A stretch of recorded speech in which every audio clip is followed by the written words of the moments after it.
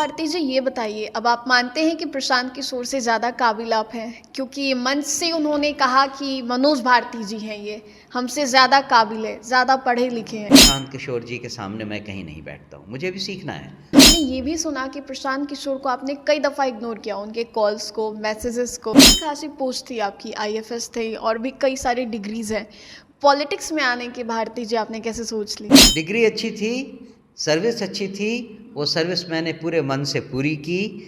फरवरी 2023 में रिटायर हुआ। क्या प्रशांत किशोर जातिवाद करते हैं? मनोज भारती एक दलित समाज से आते हैं, क्यों बयान दिया उन्होंने ऐसा कि मनोज भारती एक दलित समाज से आते? कोशिश यही है कि एक ईमानदार प्रयास हो। जब मुझे ये जन स्वराज अभियान के बारे में पता चला और मैं प्रशांत किशोर जी से मिला, उनकी बातें सुनी, तब मेरी समझ में आया कि ये जो सोच है वो वाकई नई है। नमस्कार, आप देख रहे हैं देशवा न्यूज, आपके साथ मैं हूँ राजनंदिनी। बिहार को बदलना है और बिहार की जनता एक अलग और नया विकल्प ढूंढ रही है। इसी विचारधारा के साथ जनसुराज ने 2 अक्टूबर 2024 को अपनी पार्टी को लॉन्च कर दिया था। पार्टी लॉन्च होने के दौरान प्रशांत किशोर ने कार्यवाहक अध्यक्ष बनाते हुए मनोज भारती को एक बड़ी जिम्मेदारी दे दी थी। बातचीत करने के लिए खुद मनोज भारती जी हैं। पहले तो बहुत बहुत शुक्रिया बातचीत के लिए। नमस्ते, आपके दर्शकों को भी मेरी तरफ से बहुत सारी शुभकामनाएं। जी। ये बताइए कि 2 अक्टूबर से पहले पॉलिटिकल लाइफ की आपकी कोई बिगनिंग नहीं थी। 2 अक्टूबर के बाद एक अलग सी आपकी पहचान हो जाती है, हालांकि पॉलिटिकल लाइफ की मैं बात कर रही हूँ। हाँ, 2 अक्टूबर के पहले मैं पॉलिटिक्स में कहीं भी नहीं था और मुझे कोई जानता भी नहीं था। बट ये एक संयोग की बात है कि ये बड़ी अहम जिम्मेदारी मुझे प्रशांत किशोर जी ने सौंपी है। लेकिन सर, आपके पास कई ऑप्शंस थे, कई पार्टीज थी बिहार में। व्हाई डिड यू चूज जन स्वराज? देखिए, पॉलिटिकल सीन बिहार का, मैं भारत की बात नहीं करता हूँ, बिहार के बारे में हम बात करते हैं। हमने अपनी पूरी ज़िंदगी देखी है, पिछले 35-40 सालों में जो कुछ हुआ है उसमें कुछ भी बदलाव नहीं आया है। ये बात सच है कि 40 साल पहले जो बिहार भारत के विभिन्न राज्यों में निचलेतम पायदान पे था, आज भी उसी पायदान पर है। इस बीच में हुआ ये है कि ज़्यादा से ज़्यादा बिहार के युवा बाहर पढ़ने चले जाते हैं। उनको जब रोज़गार चाहिए तो रोज़गार बाहर पाते हैं। यहाँ जो माँ बाप हैं उनके पास वो कभी लौट कर आते नहीं हैं। इन सारे राजनीतिक दलों ने अभी तक इस मामले में कोई भी काम नहीं किया है। अगर बिहार में बदलाव चाहिए और अगर मुझे किसी राजनीतिक दल में शामिल होना था, तो इन जो एग्जिस्टिंग दल हैं उनमें मेरा कहीं ऑप्शन नहीं था। न तो मेरी चाह थी, न ही इनकी क्रेडेंशियल ऐसी है जिससे कि मैं इनको ज्वाइन कर सकूं। जब मुझे ये जन स्वराज अभियान के बारे में पता चला और मैं प्रशांत किशोर जी से मिला, उनकी बातें सुनी, तब मेरी समझ में आया कि ये जो सोच है वो वाकई नई है, सोच नई है। उन्होंने जिस तरह से भी हमें समझाया कि राजनीति को किस तरह से वो देखते हैं और बिहार की समस्याओं का समाधान किस तरह से निकल सकता है, तो मुझे लगा कि इस राजनीतिक पार्टी जो कि एक नई शुरुआत है, इसको एक ऑनेस्ट ट्राई, एक ईमानदार कोशिश देने की ज़रूरत है। मेरे इस पार्टी को ज्वाइन करने के पीछे केवल यही उद्देश्य था। पार्टी ज्वाइन करना था। बिहार के जो युवा लोगों को जो दिक्कतें हो रही थी, पलायन के मुद्दे, इन्हीं सब मुद्दों को जनसुराज कवर करेगी। और मुख्यतः लेकिन ये एक मुहिम है, ये कोई आंदोलन नहीं है। जैसा प्रशांत किशोर जी बार बार कहते हैं, आंदोलन किसी शासन के अगेंस्ट होता है, ये अभियान है और इसका मकसद जनता को जगाना होता है। बिहार में अगर चेंज आना है तो ये केवल जनता की सोच को बदल कर ही लाना है। जब तक हम ऊपर ऊपर से शासन केवल बदलते रहे, कुछ भी नहीं बदलने वाला है।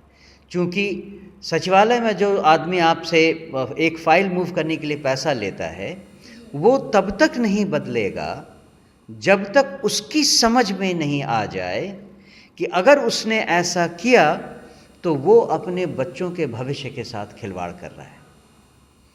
हर कर्मचारी को, हर आदमी को इस पूरे तंत्र में ये समझना होगा कि वो जो कर रहा है वो अपने खुद के भविष्य पर, अपने बच्चों के भविष्य पर कुल्हाड़ी मार रहा है।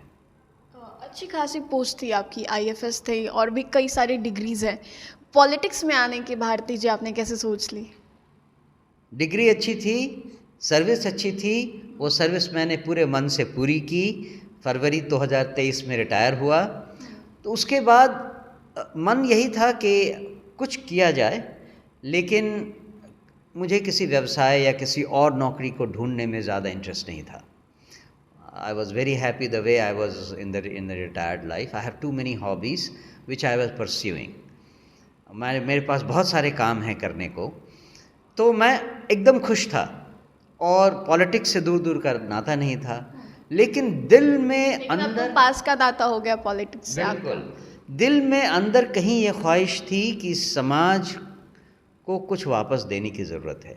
वो जो सामाजिक जागरूकता होती है, सोशल अवेयरनेस, कि समाज कहाँ जा रहा है, क्यों जा रहा है, उसमें क्या हो सकता है, इसकी शिक्षा मुझे अपने ससुर जी से मिली थी। 1961 बैच के आईपीएस ऑफिसर थे बिहार काडर के, स्वर्गीय श्री मैकू राम। उन्होंने मुझे, उनको देखकर मुझे ये शिक्षा मिली थी। तो दिल में कहीं एक ख्वाहिश ज़रूर थी, और जब ये मौका मिला तो मैंने इसे दोनों हाथों से ग्रहण किया। और कोशिश यही है कि एक ईमानदार प्रयास हो। जितनी लगन, जितनी कर्मठता और जितनी विवेकशीलता से मैं इस रिस्पॉन्सिबिलिटी को, इस जिम्मेदारी को पूरी कर सकता हूँ, I will give it my best. Bharti ji, हमने ये भी सुना कि प्रशांत किशोर को आपने कई दफ़ा इग्नोर किया, उनके कॉल्स को, मैसेजेस को। नहीं, ये मैंने कभी नहीं कहा। मैंने कहा कि मैं हिचकिचा रहा था। मुझे बहुत बार पता चला कि मुझे मिलना चाहिए उनसे, लेकिन मैं बहुत हिचकिचा रहा था। वो आपको मालूम है, मैंने पहले बताया है कि मैं पॉलिटिकल आदमी नहीं हूँ, और जो पॉलिटिक्स मैं जानता हूँ वो बहुत ही शर्मनाक है, इसलिए मुझे पॉलिटिक्स ज्वाइन करने का मन नहीं था। बस इतनी सी बात है। प्रशांत किशोर जी के एक मुद्दे को लेकर उन्हें काफ़ी ज़्यादा घेरा जा रहा है, शराबबंदी का वो मुद्दा है। उन्होंने ये भी बोला कि 15 मिनट के अंदर शराबबंदी चालू कर देंगे। जी, सबसे पहली बात तो ये है कि आप मुझे बताइए, शराबबंदी लग गई है, लेकिन क्या शराब बंद है? अगर शराब बंद नहीं है और इससे इतने ज़्यादा लोगों को इतनी परेशानी हो रही है, और जो गलत एलिमेंट हैं वो इतना पैसा कमा रहे हैं, सरकार अपना इतना राजस्व खो रही है, तो शराबबंदी नीति के पीछे क्या लॉजिक है? आप हमें केवल वो लॉजिक समझा दें तो मैं इस बात को मानने के लिए तैयार होऊंगा कि हम गलत हैं। कोई भी रीजनेबल आदमी कोई लॉजिक नहीं दे सकता कि शराबबंदी से बिहार को फ़ायदा हुआ है। आप लाखों महिलाओं से पूछिए जिनके हस्बैंड, जिनके बेटे, जिनके पिता अभी जेलों में बंद हैं शराबबंदी के नाम पे। 6 लाख से ज़्यादा लोगों को बंद किया गया था, और उसमें से 1 लाख से ज़्यादा लोग अभी भी बंद हैं। वो लोग जो कि पैसे देकर बाहर नहीं निकल सकते, बाकी सब निकल गए हैं। लेकिन वही महिलाएं भी तो बोल रही हैं ना कि शराबबंदी चालू नहीं होनी चाहिए। वो महिलाएं नहीं बोल रही हैं। वो महिलाएं तो बहुत ज़्यादा परेशान हैं, इसलिए कि बिना किसी बात के उनके पतियों को, उनके हस्बैंड को, उनके बेटों को जेलों में रखा जा रहा है, और उनको बाहर निकालने का उनके पास कोई तरीका नहीं है। बहुत सारे ऐसी महिलाएं हैं जो कहते हैं कि अरे हमारा बेटवा तो पहले 100 रुपया लेके अपना काम कर लेता था, अब उसी के लिए उसको 500 रुपया देना पड़ता है। कौन महिला इससे परेशान नहीं है? जो परेशान हैं उनको इस बात को समझना होगा कि जो चीज़ वो शराबबंदी से पा रही हैं वो मतलब राजनीतिक या शासनिक डिसीजन लेने की ज़रूरत नहीं थी।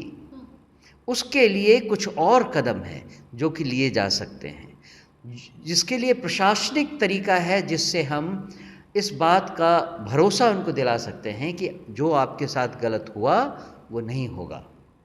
और उसके तरीके हैं, वो हम लाएंगे अपने इस्तेमाल में आने वाले तरीके में। मनोज भारती जी, ये बताइए, अब आप मानते हैं कि प्रशांत किशोर से ज़्यादा काबिल आप हैं? क्योंकि मंच से उन्होंने कहा कि मनोज भारती जी हैं, ये हमसे ज़्यादा काबिल है, ज़्यादा पढ़े लिखे हैं। ये उनका बड़प्पन है कि वो कह रहे हैं इस तरह से, चाहे जो भी हो, करियर वाइज जो भी हो, लेकिन जिस राजनीतिक समझ की ज़रूरत है बिहार को बदलने के लिए, उसमें वो तो बहुत आगे हैं हमसे, उसमें मुझे उनसे सीखने की ज़रूरत है।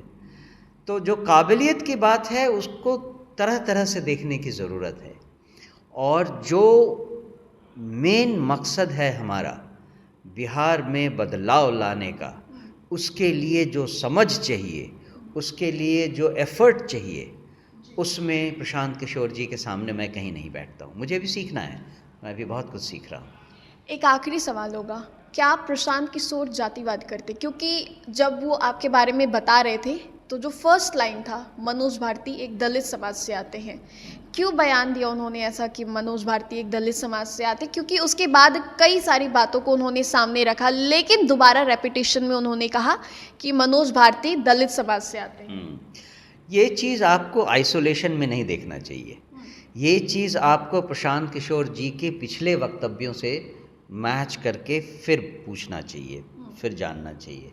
लोगों को भी ये जानने की ज़रूरत है कि प्रशांत किशोर जी ने बहुत पहले से ये कह के रखा हुआ है कि वो समाज को 5 वर्गों में देखते हैं। 5 वर्गों में वो सबसे निचले पायदान पे दलित वर्ग को देखते हैं, और उन्होंने कहा था कि जब वो पार्टी बनाएंगे तो जो सबसे निचला वर्ग है उसके किसी आदमी को वो पहले अध्यक्ष बनाएंगे।